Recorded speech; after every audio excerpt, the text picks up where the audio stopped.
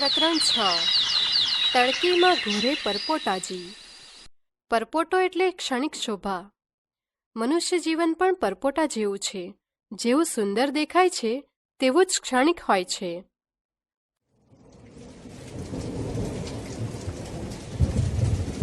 પરપોટો.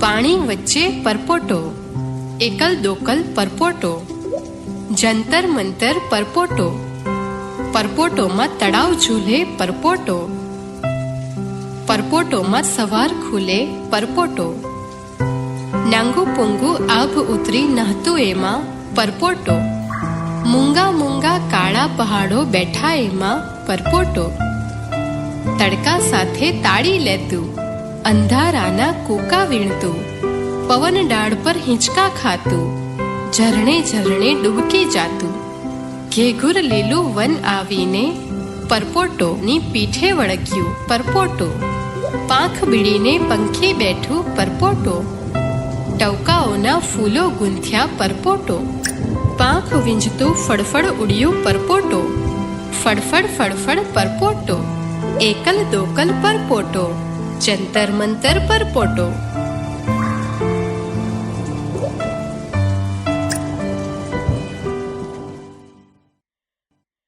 પ્રવાહીમાં હવાને કારણે થતો ફોડા જેવો આકાર એટલે પરપોટો. પરપોટા જેવું મનુષ્યનું જીવન અનેક અનુભવોમાંથી પસાર થાય છે. પરપોટો ઘડીકમાં તળાવમાં ઝૂલે છે, મૂંગા પહાડો જાણે આભમાં બેઠા છે, તડકા સાથે તાળી લેતો, અંધારાના કૂકા વીણતો, પવન ડાળ પર હિંચકા ખાતો, છતાંય એકલો છે.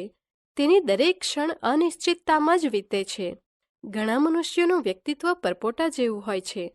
પરપોટો ફૂટે ત્યારે જ ખબર પડે કે આ આડંબર કે દેખાડો ક્ષણભરનો જ હતો.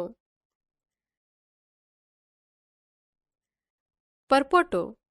નદીઓ, તળાવો, સમુદ્રો, નહેરો વગેરે કે જ્યાં પાણી ઉપલબ્ધ છે, આવી જગ્યાએ કે જ્યાં નાના મોટા જીવજંતુઓ હોય છે જેઓ પાણીમાં રહે છે, એના આધારે પાણીમાં પરપોટો ઉત્પન્ન થાય છે.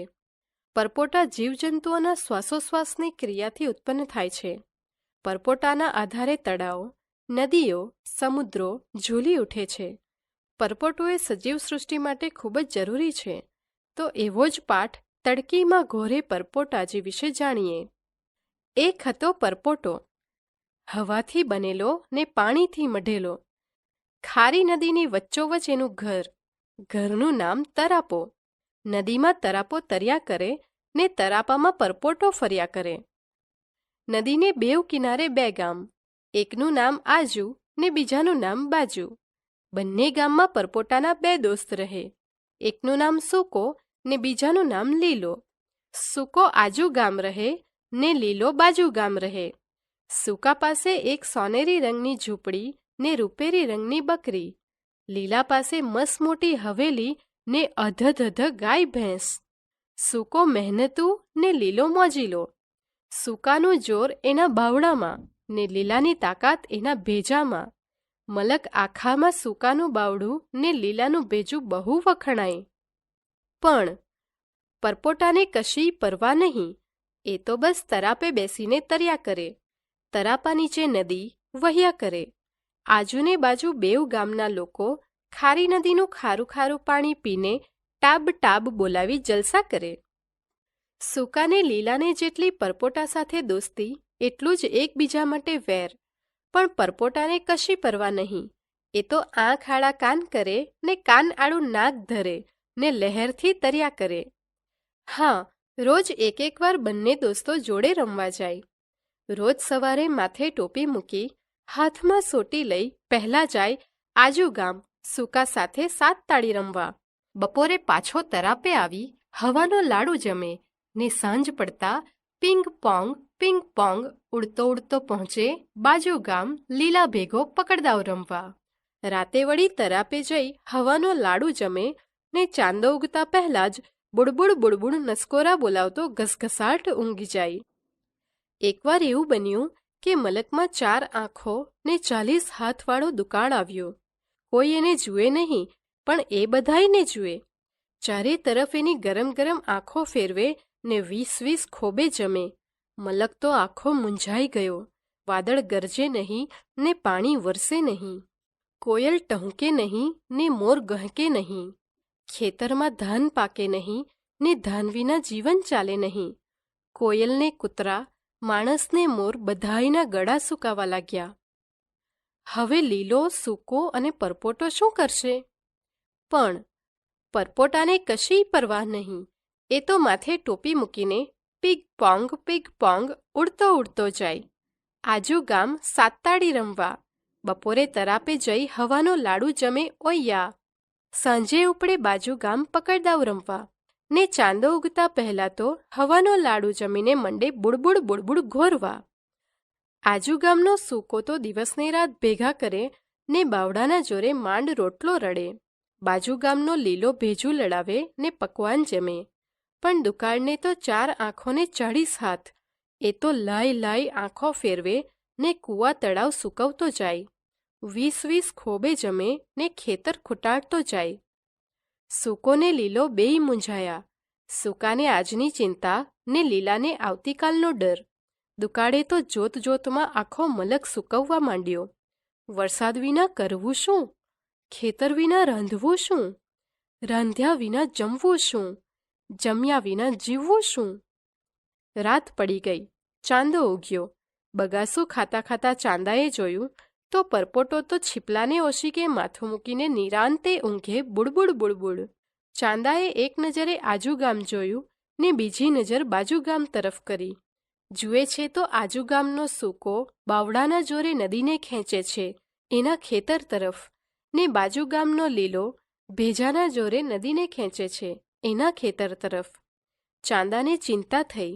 એણે તો ઠંડા ચૂંટલા ખણીને પરપોટાને ઉઠાડવા માંડ્યો. પણ પરપોટાને તો કશીય પરવાહ નહીં. એ તો તરાપે પડ્યો ઘોરે બુડબુડ. તરાપા નીચે નદી તો ચીરાવા માંડી ચર. નદીનો ડાબો હાથ સૂકાના દોરડે બંધાયો છે ને જમણો હાથ લીલાના ભેજા જોડે વીંટાયો છે. નદી તો કંઈ મૂંગી ચીસો પાડે, કંઈ ચીસો પાડે, પણ સાંભળે કોણ? મલક આખો મરવા પડ્યો છે ને પરપોટો તો બુડબુડ ઘોરે છે. જોતામાં તો પોણા ભાગની નદી ચોરી ગયો લીલો ને પા ભાગની નદી ખેંચી ગયો સૂકો. પરપોટાનો તરાપો તો ભખાંગ દઈને નદીની રેતીમાં ખોપાઈ ગયો. પણ ઊંઘમાંથી ઉઠે તો પરપોટો નહીં, એ તો બસ ઘોર્યા કરે બુડબુડ. આમને આમ દિવસો વીતતા ગયા ને રાતો ખૂટતી ગઈ. વરસાદ આવે નહીં ને દુકાળ જાય નહીં. રોજ રાતે ચાંદો પરપોટાને ઢંઢોળે, પણ પરપોટો ઉઠે નહીં ને દુકાળ તો રાત ને દિવસ ખડખડ હસતો જાય ને 20 ખોબે જમતો જાય. પાણી ને પકવાન, રોટલા ને રાબ બધું સબડકા બોલાવતો પી જાય. આ જોઈને ચાંદો તો સુડસુડ નિસાસા નાખે. એક રાતે ઓહિયા ઓડકાર ખાતો દુકાળ નદીની રેતમાં પડ્યો હસતો હતો. તે ચાંદાથી રહેવાયું નહીં.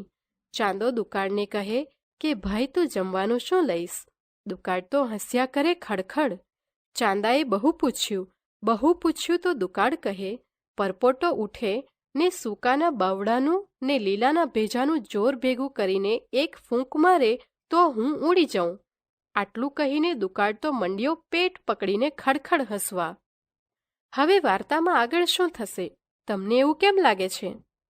ચાંદો નિસાસા બોલાવવા લાગ્યો, પણ પરપોટો તો એયને ઘોરે છે બુડબુડ.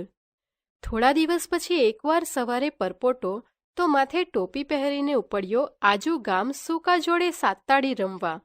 જઈને જુએ છે તો ગામમાં કોઈ નહીં સૂકો, નહીં સૂકાનું સોનેરી ઝૂંપડું.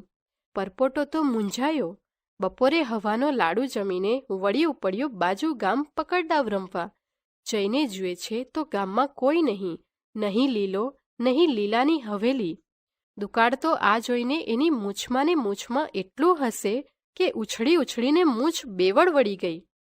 પરપોટો તો રોવા જેવો થઈ ગયો. હવે લ્યો કરવું શું? પકડદાવને સાતતાળી કોની જોડે રમવા? ને રમ્યા વગર તો ઊંઘેય ન આવે ને લાડુય ન ભાવે. તરાપામાં આવીને એ તો ચત્તો પડ્યો બુડબુડ રડે. એને રડતો જોઈને દુકાળ મૂછમાં હસે. રાત પડી ગઈ. ચાંદો ઉગ્યો. જુએ છે તો આજુ ગામ ને બાજુ ગામ સૂકો ને લીલો કોઈ મળે નહીં. ખાલી તરાપામાં પડ્યો પડ્યો બુડબુડ બુડબુડ રડતો પરપોટો દેખાય.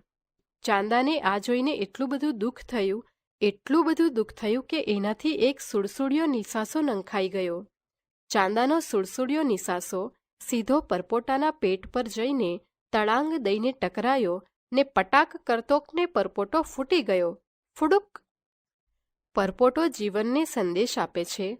જીવન પણ પરપોટા કરતાં વધુ કશું જ નથી. સમગ્ર જીવતંત્ર એક અર્થમાં પરપોટો છે. જેમ જીવ જન્મે છે તેમ મૃત્યુ પણ છે. જન્મથી આપેલું જીવન મૃત્યુમાંથી ફૂટે છે. જીવન વિસ્ફોટ કરે છે. કોઈ પણ વસ્તુ જે પોતાની મેળે ફૂટે છે અને અસ્તિત્વમાંથી ઓગળી જાય છે તેને આપણે પરપોટો કહીએ છીએ. પરપોટો માત્ર એક આવરણ છે. પરપોટો કામચલાઉ હોય છે, પણ માણસો પણ ક્યારેક આવા પરપોટા બનાવે છે. પોતાનો પ્રેમ બતાવવા માટે, માયાવી બનવા માટે, બીજાને છેતરવા માટે કે પોતાનો મહિમા કરવા માટે છુપાવે છે. પણ એ કૃત્રિમ પરપોટા સમય જતાં ફૂટી જાય છે. પરપોટા પછી ભલે તે કુદરતી હોય કે કૃત્રિમ, આખરે સમાપ્ત થાય છે.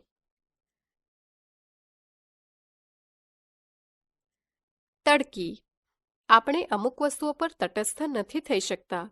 માણસ ઉપયોગિતાના ખ્યાલમાંથી ઉગરી ન જાય ત્યાં સુધી સૌંદર્યનું હાર્દ સમજી ન શકે. તડકામાં કુમળા ફૂલો પણ ખીલે છે. એમાં પણ ઠંડીના માહોલમાં તડકાનું સૌંદર્ય ખૂબ જ પ્રિય લાગે છે. અહો, પોષની તડકી. ટેકરીએ અથડાતા ફૂટી અંધકારની મટકી. ઢાળ ઉપરથી દિશા દિશામાં વહ્યા તેજના રેલા. નહાઈ હુંફાળા અજવાળામાં માર્ગ મેલા ગેલા. વાડિયે વાડિયે વાત કહેવા હવા ઘડીભર અટકી. સોનલ વર્ણી ધૂળ આવતી ઠેક લઈને હરણા. પંખી લઈ કલશોર, સીમે આધર્યા જુઓ પાથરણા. તરણાના ટાંકાથી એણે ભરી કિરણની ધડકી. પાન પાનમાં ભરી નવાઈ કાંઠે ઊભા ઝાડ. મલકે કારણ પૂછે લઈને એકબીજાની આડ. તળાવથી જો નીકળ્યો સૂરજ ખોલી જળની ખડકી. અહો, પોષની તડકી.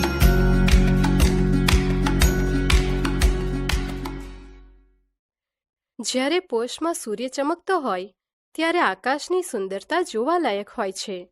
તડકામાં બગીચાનો રજવાડી વૈભવ ડોલી રહ્યો છે. અંધકારની મટકી ટેકરી પર અથડાતા ચારે દિશામાં તેજના રેલા વહેવા લાગ્યા. હવા પણ જાણે વાડે વાડે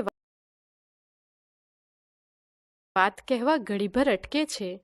ઠેકડા મારતા હરણ સોનેરી રંગની ધૂળ લઈને આવતા જણાય છે. પંખીઓના કલશોર સીમના સૌંદર્યમાં વધારો કરે છે. જમીન પાર ફેલાઈ ગયેલા પ્રકાશમાં પંખીઓ તરણાથી ટાંકા મારતા હોય એવું લાગે છે. આ અદ્ભુત સૌંદર્યથી નદી કાંઠે ઊભેલા ઝાડના જાણે પાને પાનમાં નવાઈ ભરી હોય એવું લાગે છે. વૃક્ષો પણ જાણે એકબીજાની આડ લઈને આ સુંદરતાનું રહસ્ય જાણવા પ્રયાસ કરે છે. તળાવમાંથી ઉગતો સૂર્ય જાણે જળની ખડકી ખોલીને બહાર નીકળતો હોય એવું સૌંદર્ય લાગે છે.